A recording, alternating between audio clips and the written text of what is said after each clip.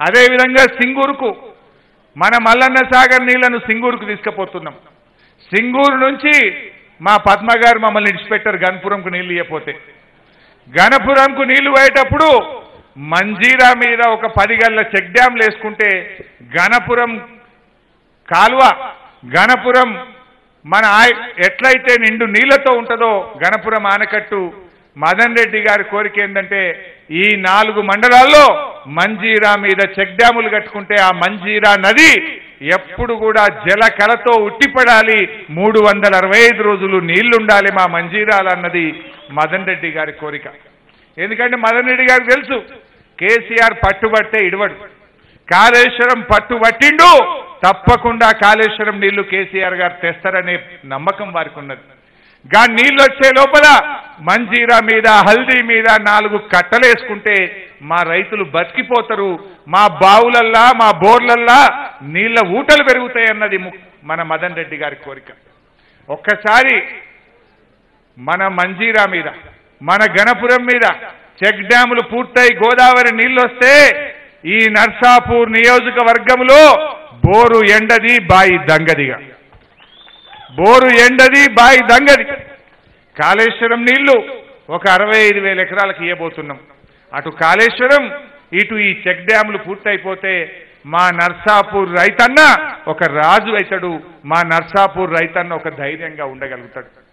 ఇప్పటికే మన ప్రభుత్వం వచ్చినాక ప్రతి పంట కొంటున్నాం.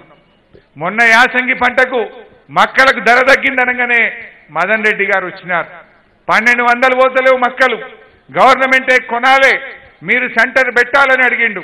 వారు అడగంగానే 1425 రూపాయలు పెట్టి యాసంగి పంటలో కూడా మొత్తం మక్కలు కొన్నది టీఆర్ఎస్ ప్రభుత్వం. ఏ పంటన్నా కానీ కందులు బాగా పండినాయి, మా ఎస్సీలు మా లంబాడి అక్క చెల్లెళ్ళు కష్టపడి కందులు పండించిండ్రు, 3000కు కూడా పోతలేదు, నువ్వు కందులు కొనాలని చెప్పి ముఖ్యమంత్రి గారి దగ్గరికి వచ్చింది. 1400 కోట్ల రూపాయలు ఖర్చు పెట్టి 5400 రూపాయల చొప్పున ప్రతి కంది గింజ కూడా కొన్నటువంటి ప్రభుత్వం ఇవాళ టీఆర్ఎస్ ప్రభుత్వం. ఒక్క పంట ఏంది, శనగలు మక్కలు కందులు పెసర్లు మినుములు సన్ఫ్లవరు వరి ప్రతి పంట కూడా మద్దతు ధర ఇచ్చి రైతుకు అండగా నిలబడ్డాం. మీరు ఆలోచించండి, నేను చెప్పింది నిజమా కాదా? ఇదే సుంతా లక్ష్మారెడ్డి గారు మంత్రిగా ఉన్నారు. మనకు మందు సంచి కావాలంటే నర్సాపూర్ పోలీస్ స్టేషన్లో లైన్ కడితే తప్ప మందు సంచులు దొరికినాయా? యూరియా బస్తా దొరికిందా? డిఏపి బస్తా దొరికిందా? పొద్దు నుంచి సాయంత్రం దాకా లైన్లు నిలబడితే ఒక్క బస్తా దొరుకుతుంది. మనకు కావాలి 4 బస్తాలు. ఆ ఒక్క బస్తా తీసుకుపోవాలంటే ఆటో కిరాయి మీద పడుతుంది. ఒక్కనాడు పని ఖరాబ్ అవుతుంది, మళ్ళా తెల్లారొచ్చి నిలబడితే మళ్ళొక్క బస్తా దొరుకుతుంది. ఇవాళ పరిస్థితున్నదా? కాంగ్రెస్ అంటే కరెంటు కోత, కాంగ్రెస్ అంటే ఎరువుల కొరత, కాంగ్రెస్ అంటే నీళ్ల కొరత, కాంగ్రెస్ అంటే మద్దతు ధర కూడా రాలేదు ఏ రోజు కూడా. కానీ ఈరోజు టీఆర్ఎస్ వచ్చినాక కరెంటు ఫుల్లు, కాలువల పని ఫుల్లు, ఎరువుల కొరత లేదు, విత్తనాల కొరత లేదు, మద్దతు ధర బాధ లేనే లేదు ఈరోజు ఈ రాష్ట్రంలో. అంటే మన ముఖ్యమంత్రి గారు రైతుల కోసం పనిచేస్తున్నారు. ఇవాళ మదన్ రెడ్డి అంకుల్ నర్సాపూర్ ఒక అద్భుతం కాబోతున్నది. ఒకనాడు నాకు బాగా గుర్తు, 2011వ సంవత్సరంలో సంగారెడ్డి నుంచి సిద్దిపేట దాకా పద్మా గారు రామలింగారెడ్డి గారు మేమందరం పాదయాత్ర చేసినాం, తెలంగాణ కోసం పాదయాత్ర చేసినాం. ఇదే దౌలతాబాద్లో మేము ఆ రోజు జనార్దన్ రెడ్డి గారు ఈరోజు లేరు మా మధ్య, జనార్దన్ రెడ్డి గారు మా అందరికీ అన్నం పెట్టి దౌలతాబాద్లో సినిమా టాకీస్లో పండుకోబెట్టిండు. పొద్దుగా లేచి మేము నర్సాపూర్ చౌరస్తాలో ఇక్కడ నేను ఉపన్యాసం ఇచ్చిన. ఆ రోజు నేను అడిగిన, అమ్మా సునీతమ్మ గారు నువ్వు మంత్రిగా ఉన్నావు, ఎందుకు నర్సాపూర్కు డిపో మంజూరు చేయవు అని అడిగిన. డిపో మంజూరు చేయాలని ప్రశ్న చేసిన. ఆ రోజు మేము నడిచేటప్పుడు ఈ రోడంతా గుంతలే, హైదరాబాద్ నుంచి నర్సాపూర్ రావాలంటే గుంతలే, నర్సాపూర్ నుంచి తూప్రాన్ పోవాలంటే రోడంతా గుంతలే, నర్సాపూర్కి వెళ్ళి సంగారెడ్డి పోవాలంటే మోచేతిలోతు గుంతలుంటుండే రోడ్డు మీద. కానీ ఈరోజు ఏ రోడ్డు అన్నట్లా ఉందా?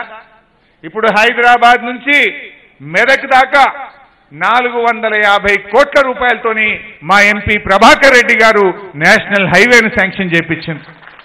450 కోట్లతో చేయించినాం.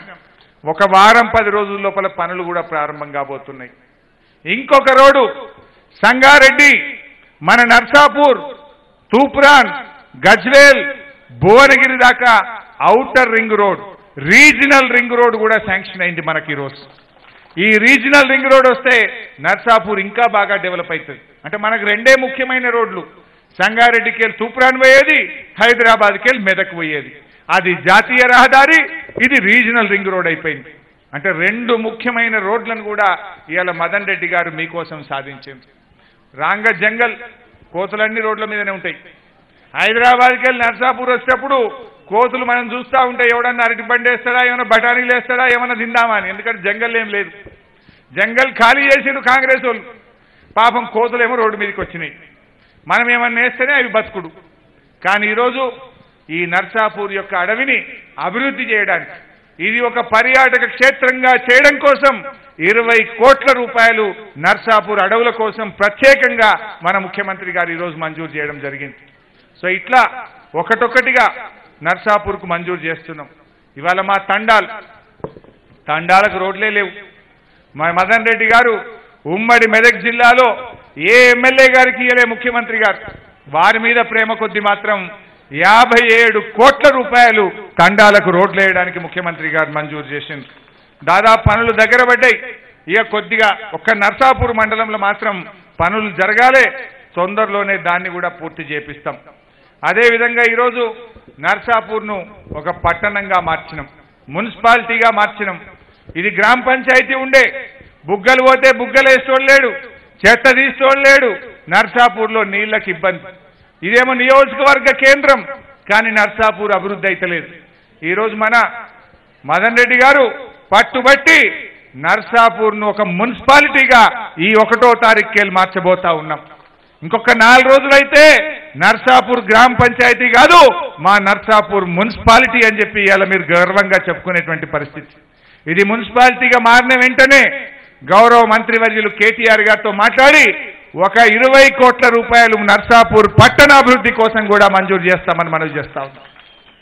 కరెంటు, ఇవాళ కరెంటు మంచిగా వస్తుందంటే నర్సాపూర్లో ఉత్తగానే వస్తుందా? మదన్ రెడ్డి గారు ఎమ్మెల్యే అయినాక ఒక్క నర్సాపూర్ నియోజకవర్గంలో 20 కొత్త సబ్స్టేషన్లు శాంక్షన్ చేసినాం. దాదాపు 35 కోట్ల రూపాయలతోని 20 సబ్స్టేషన్లు ఒక్క నర్సాపూర్ నియోజకవర్గానికి ఇచ్చాం. అంతెందుకు, మీ సునీతమ్మ వాళ్ళ ఊరు గోమారం, మా గౌడ్ సాబ్ ఉన్నాడు, గోమారంలో కూడా సబ్స్టేషన్ లేకుండే. మంత్రి ఉన్నా మా ఊర్లో సబ్స్టేషన్ కాలేదన్నా, నువ్వు సబ్స్టేషన్ శాంక్షన్ చేయమంటే శాంక్షన్ అయింది. కొబ్బరికాయ కొట్టినా 30 తారీఖు నాడు మళ్ళీ పోయి ఇనాగ్రేషన్ చేస్తున్న గోమారం కాడ.